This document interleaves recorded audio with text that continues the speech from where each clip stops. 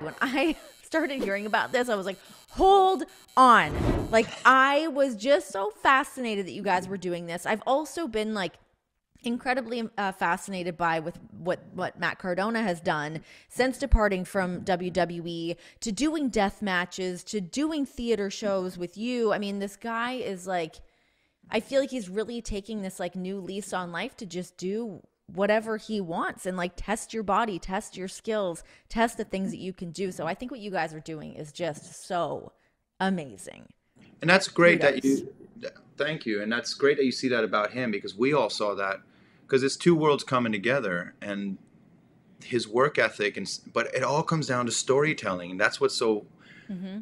amazing about this last match. And there's still a lot of naysayers going, pro wrestling. Even some of my team are like, what are you doing that for? I'm like, Sure. you have to come see it to experience it, because what I experienced that night, I've never experienced before. And the demographic of friends who came from my world, the theater world, not one had a bad word to say, to the point where I was like, you actually enjoyed that? I was shocked. I was shocked. And Well, people it were, is funny when you look at the two opposite ends of it, where theater just feels so prestigious, and there's such, there's such a respect around what happens in the theater. Where I think with pro wrestling, it's, a lot of people can really look down their nose at it. But I think for somebody like you who has been in those situations, your body has been through what it means to perform at the level that you do. And I think for you to see the work that pro wrestlers do, I think that definitely gives everybody a nice little pat on the back. but it's all theater, and it's all Mm-hmm. storytelling. And of course, there's physical ramifications. And I have a lot of supporters like, you're going to get hurt. And I'm like, ironically, playing the Phantom has given me the biggest injury of my life. My discs in my neck are ruined because of that role. Oh, So I'm like, shit. that's not safe. I was almost falling off out of the angel. So I'm like, I'm not going to live my life trying not to die. I'm going to live my life to live. And, Yeah. and I don't see this as a risk, because actually taking these bumps, although I remember when on day one, when Offa, Yeah. What was day one? What was the day one bump like? holy jeez. The bumps weren't so bad, because Offa and Bull are such great coaches that they knew I was trying to run before I could walk. And like, dude, calm it down. You got to take it one step at a time. But our producer, Jeremiah, and the co-creator of this, he's like, all I want is make sure you take your first chop on the first day. So I was like, okay. Great. So I'm talking to Offa. He set me up, and he's like, so I'm like, what's the baby steps to take a chop? He's like, there is none. You just take a We're chop. I'm like, taking it. so where are you going to hit me? He goes, just take me there. I was like, okay. And it's on my Instagram. Renee, when this shovel of a hand hit my chest, I remember thinking, it's not fake. It's not fake. I thought it was fake. My toes curled. I felt like my whole body stiffened. I was like, this is ridiculous. And even in the match with Cardona, I had to take three. And I had to no sell the third one. But by that point, I'm like, oh, dear God. I don't think I can no sell this one. He's broke skin. I'm But, bleeding. but there's something, I don't know, there's something about like the physical truth that you're putting into the storytelling, because I'm still playing a character. Mm-hmm. It was cathartic. And also this character and what he's going through, and there's some parallels, like as artists, what you sacrifice, the damage it has on marriages, the damage it has on, your father-son relationship, or with your children, because of distance and work, without time together, Yeah. things No, don't it's grow. So it's, yeah. And I think, I feel like the smarter we all kind of get, and the more we can figure things like that out. Cause I mean, you mentioned things being cyclical, but it's like, we've been able to learn from the people before us in the wrestling world as performers, the people that have been on the road and trying to like strike that balance, which is not an easy thing to do. I mean, John and I are so lucky that we're both in this world and we get to travel together. We get to do all of our stuff together. But I have always felt so much for like the wives or husbands that don't get to be on the road and don't get to experience what that's like. Because yeah, I mean, it's definitely not easy. It's a huge sacrifice. And like you said, it's like your body just goes through the ringer. So you come home and it's not like you're ready to get on the ground and like play with kids and like do all of those things, because your body's kind of reeling from what the past week has been like. But anyways, okay. So the last match, how did this all come together for you guys to really execute this? What was like the first steps of that? well, that's something Jeremiah, his co-producer Rachel, and the composers have all been working on for ages. And so Jeremiah's standby Nick Arnstein in Funny Girl, which I'm currently in and playing Nick Arnstein. But I've known Yeah, you Jeremiah. are. Yeah, I've known Jeremiah for 20 years. Hardly had time together, but we would just see each other through the business around the world. Like, hey, Jeremiah.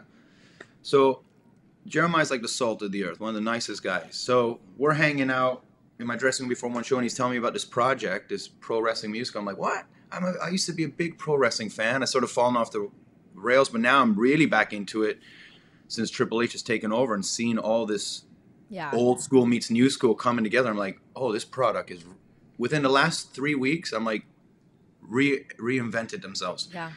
And good to see Bray Wyatt back. I'm like, whoa, that guy. Yes, I know. So good to see him back. It's great. So he was talking about doing a concept recording. I'm like, well, if me being part of it helps, you know, I'm a mate. You know, I'll help mates do whatever. I'll sing a song if you want. He goes, would you do that? I was like, sure. Then he talked about doing this workshop. I was like, okay, so we'll do a little read through. He goes, yeah, maybe we'll get a ring in and maybe we'll try some things. I was like, all right. Yeah, sounds like fun. And it slowly somehow, oh, Matt Cardona is going to come. He's going to play Swagger. You guys are going to have a fight. I'm like, am I? So wait, how did Matt get looped in on this? Like, how did this come? Like, how did he become aware of what you guys were doing so that he could kind of throw his name in the hat? That'd be down to Jeremiah and reaching out to, because he's connected with a lot of regional wrestling organization. I think ISPW in Jersey. I'm getting Tommy from that, who runs like I think he has like a collectible shop. They connected, and then Tommy helps, who's now also co-producer, and helped connect him with some of the like Brutus Barber, Beefcake, Demolition, folks like that who are now on board, Mickey James, to give credibility to this, because we want to do the wrestling world right as much as we want them to do the theater world right. Yeah. So I think that's how Cardona came about, and they just sent him the script, and when he was reading it, I think his partner Chelsea was reading it with him. He's like, you got to do this. And as you say, Matt's one of those guys who kind of is writing his own destiny now. Yeah. He's his boss, and he's trying something new. And what's great about this is now experiencing what I experienced, and now I know what he's experienced. Even with the more naysayers we get, I know it's the right thing to do, because people will naysay this or poo-poo it or talk shit about it. Oh, sorry if I don't know if I was swear. Sorry. Oh, no, let it fly. You're good. It's only because they don't understand it and haven't experienced it. But this is theater. And it's one of my favorite compliments or comments I was getting a lot after the first outing of the last match. You'd have theater folks going, well, I guess I'm a wrestling fan now. And then you'd have wrestling fans going, I guess I'm a theater fan now. Yeah. But the common denominator, like, you both love the same thing. Just because one is maybe linked to more of a blue collar thing, but art is for everyone. Storytelling is for everyone. I don't care what you do in your life. When you come to theater, we're all one. You come to this. Totally. We're just because there's a ring in there and we're throwing our bodies about. Well, it's a dance. It's what we do. You know, it's no or more or less dangerous than what we do. What dancers put their bodies through every night. You know, you twist an ankle, you're done. You know. Yeah, no, absolutely. Yeah, it is really interesting just seeing the correlation between wrestling and theater. And I always do love when someone thinks that they're not a fan of wrestling, yet they are a fan of some of these other things. You're like, if you come to this, I'm telling you, you're going to love this. It's big characters. The storytelling's great. The physicality of it.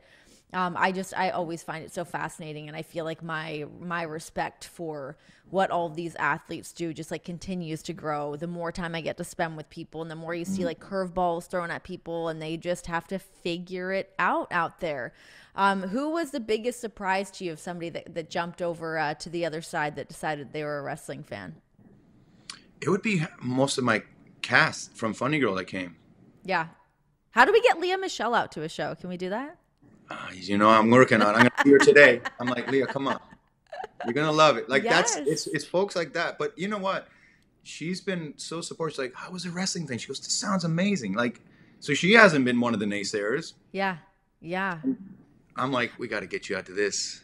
Okay, so this all happened and it's great. However, you did say before we started recording, are we're getting another round of this? Do we get to Yeah, have just announced literally before we got on air, on this podcast. November 14th, we're gonna run it back, and I'm gonna have some more moves, and let's see if me and Matt can start calling the match and see what happens in the end. call it out there, baby? I'm ready because I'm gonna start. I was gonna start training with Bull. Bull's the best, by the way. Love that guy. Because Bull and Offa are still gonna be our coaches, but I got to get to the Poconos to see Offa. But I think this Thursday in Queens we're gonna start training up, because I also, before they announced another round of, and it's gonna be 2 shows on November 14th back in Jersey City, I said to Matt, I said, well, you came to our world. Come February, if there's an organization that'll have us, I'm gonna try and I want to come to your world because it's only fair. It is only fair. I was just going to ask you. I mean, you've laced up the boots, but now let's step into this other arena. Step into that wrestling world, and let's really. Yeah, I mean, you're shredded. You're jacked. You've got like the bod. You're ready to go do it. I feel like you obviously have the physical wherewithal to pull this off. I don't know. At 44, I kept thinking maybe it's too late to start. And my co-star Amber, she's younger and she's flying off the ropes. I'm like, WWE will snap her up in a second. But they were so supportive, and again, Bull and Offer were like, no, you got the athleticism, you can still give it a good run at this. So I'm like, well, then let's give it a proper go. Let me go to his world. We'll properly train, because I don't want to take this for granted, and I don't want to hurt anyone. Because what's crazy now is when I watch SmackDown or Raw, or especially Extreme Rules the other week, knowing what I know, and knowing that actually I know it might be scripted, but it's real bumps and it hurts. So now when I watch things, I'm watching it even more like, oh my God, I know what just happened there.